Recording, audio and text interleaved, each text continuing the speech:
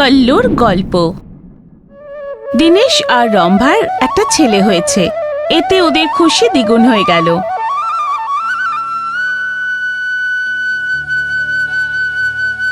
কিন্তু যখনই ওদের ছেলেকে কেউ দেখতো, ওকে দেখে তো তোমাদের দুজনেই ছেলে বলে মনে হয় না, তোমরা দুজনেই ফর্সা, আর এ তো কলার মতো কালো, ভগবান জানে কি ব্যাপার। এসব শুনে দীনেশ আর রম্ভার মন খারাপ হয়ে যেত, তবুও ওরা নিজের ছেলেকে খুব ভালোবাসতো। ওদের ছেলে ফর্সা ছিল না বলে ওদের কিচ্ছু যায় আসতো না। ভাই, তোমার ছেলে এত কালো আর তুমি এত ফর্সা, কিছুই তো বুঝতে পারছি না। কালো আর ফর্সা এটা তো উপরওয়ালার ইচ্ছে বটে, আমরা কি করতে পারি? আমার ছেলে তো আমার আদরেরই। দীনেশ আর রম্ভার ছেলে বড় হয়ে গেল। ওরা ওদের ছেলের নাম রেখেছিল কল্লু, কিন্তু ওকে কেউ ওই নামে ডাকতো না। ওয়ে কালিয়া, এবার আমার পালা, আমি ব্যাটিং করব, তুই বল কর, চল সেখান থেকে। না না, তুই তখন থেকে ব্যাটিং করছিস, এবার আমাকে ব্যাটিং করতে দে, তুই বল কর যা। একে তো তুই কালো, তাও আমরা এখানে খেলতে দিচ্ছি, আর তুই আমাদের সাথে তর্ক করছিস। তোর যদি খেলতে হয় তাহলে বল কর, না হলে এখান থেকে চলে যা, কালো কোথাকার। এসব শুনে কল্লুর মন খারাপ হয়ে গেল আর ও সেখান থেকে চলে গেল। কিন্তু তবুও বাচ্চারা ওকে খেপাতে লাগলো। কালো কালো কালো কালো। কল্লু মন খারাপ করে নিজের বাবা মার কাছে এলো। আমি এত কালো কেন? সোনা, কালো ফর্সা হওয়াটা তো ভগবানের হাতে, এতে আমরা কি করতে পারি? কিন্তু তোমরা দুজন তো খুবই ফর্সা, তাহলে আমি কালো কেন? তোমার কালো ফর্সা হওয়াতে কি যায় আসে? আসলে তো তুই আমাদেরই ছেলে, তাই না? কিন্তু বাবা, আমি কালো বলে সব বাচ্চারা আমাকে শুধু শুধু খেপায়, কালো কালিয়া। তুই ওদের খেপাতোনোতে কোনো রকম কষ্ট পাস না, ওরা আমাকে ব্যাটিংও করতে দেয় না। তাহলে এই ব্যাপার, আমি তোর জন্য নতুন ব্যাট কিনে নিয়ে আসবো, তারপর দেখবে কে তোকে ব্যাটিং না করতে দেয়। সত্যি বাবা? সত্যি। উদাস কাল্লুকে দীনেশ বুঝিয়ে দিল। নতুন ব্যাটের কথা শুনে কাল্লু খুব খুশি হলো। পরের দিন দীনেশ আর কাল্লু নিজের ব্যাট কিনতে গেল। বাবা, এই ব্যাটটা আমার খুবই পছন্দ।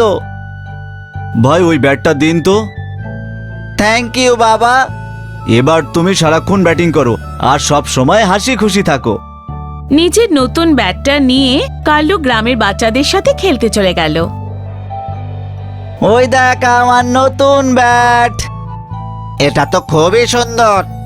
তখনই জগন সেখানে এলো আর ও কাল্লুর হাত থেকে ব্যাট ছিনিয়ে নিল। তোর মতো কালো ছেলের হাতে এত সুন্দর ব্যাট একেবারেই মানাচ্ছে না, আজ থেকে এই ব্যাটটা আমার। না না না, এই ব্যাটটা আজই আমার বাবা আমাকে কিনে দিয়েছে, কিন্তু এখন এটা আমার না। এই ব্যাটটা আমার বাবা এনে দিয়েছে। তুই বললেই কি আমরা তোকে ফেরত দিয়ে দেব? না দিলে আমি নিয়ে নেব। আচ্ছা, নিয়ে দেখা। কাল্লু জগনের সাথে লড়াই করে ব্যাট ফেরত নেওয়ার অনেক চেষ্টা করলো। জগন আর অন্যান্য ছেলেরা ওকে ঘিরে ধরে খুব পেটালো। কালিয়া কালিয়া কালিয়া। তারপর সব বাচ্চারা ও নতুন ব্যাট নিয়ে চলে গেল।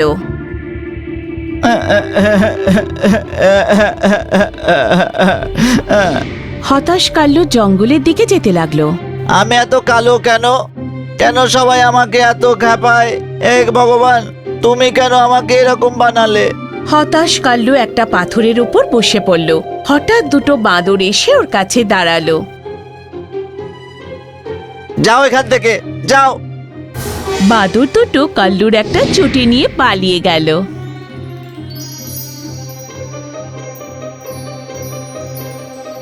দাঁড়াও, আমার চটি ফেরত দিয়ে যাও। কাল্লু ওই দুটো বাঁদরের পেছনে দৌড়তে লাগলো।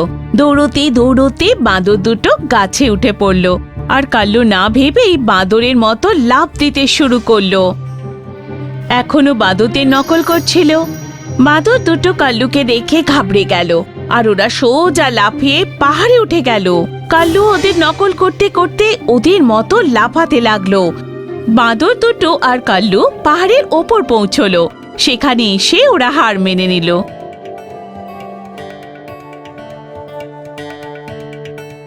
আর কাল্লুর চটিটা ওকে ফেরত দিয়ে দিল।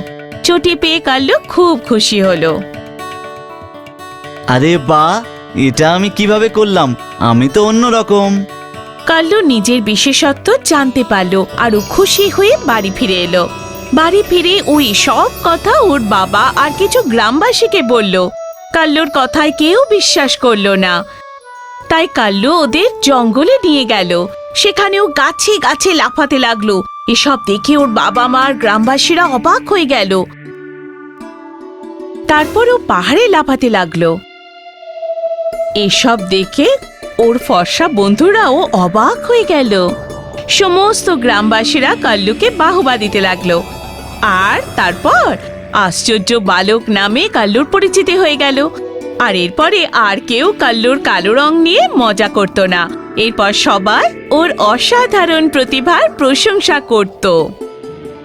এই গল্প থেকে আমরা এটা শিখলাম যে মানুষের গায়ের রঙে নয়, তার গুণেই তার প্রতিভার প্রকাশ হয়ে ওঠে।